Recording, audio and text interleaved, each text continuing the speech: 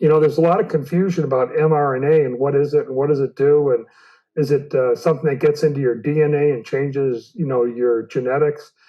Basically, all mRNA is, it's a small amount of what we call RNA, which is something that's produced by human cells, in this case, messenger RNA.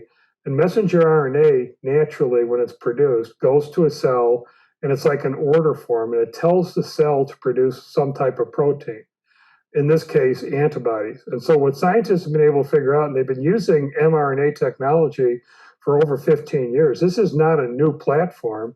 It's only new in regards to creating this specific type of vaccine.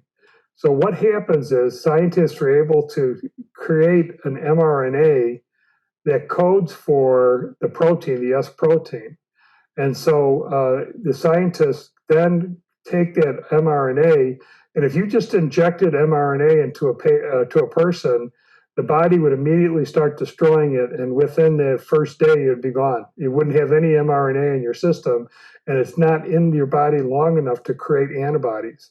So what they had to do is they had to code it and do some things to prevent it from getting immediately destroyed.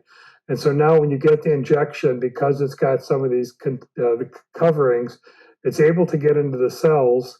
But even with that, 48 to 72 hours after you get that injection, there's no detectable mRNA from that vaccine in your body. It's completely gone.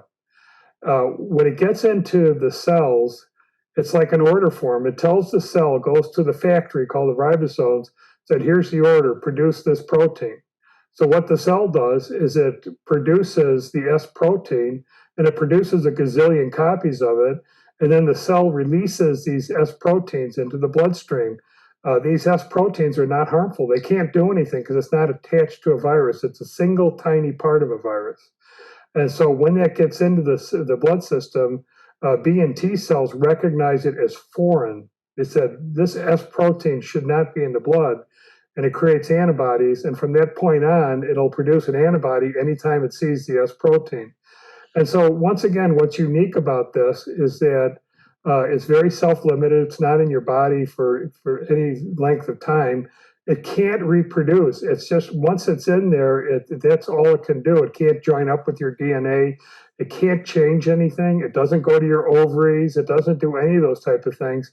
It gets taken up, and then all it does is tell the body, use your normal apparatus and create this S protein. The nice thing about it is, let's say the virus mutates and it becomes Delta or the Mu or some of these other ones.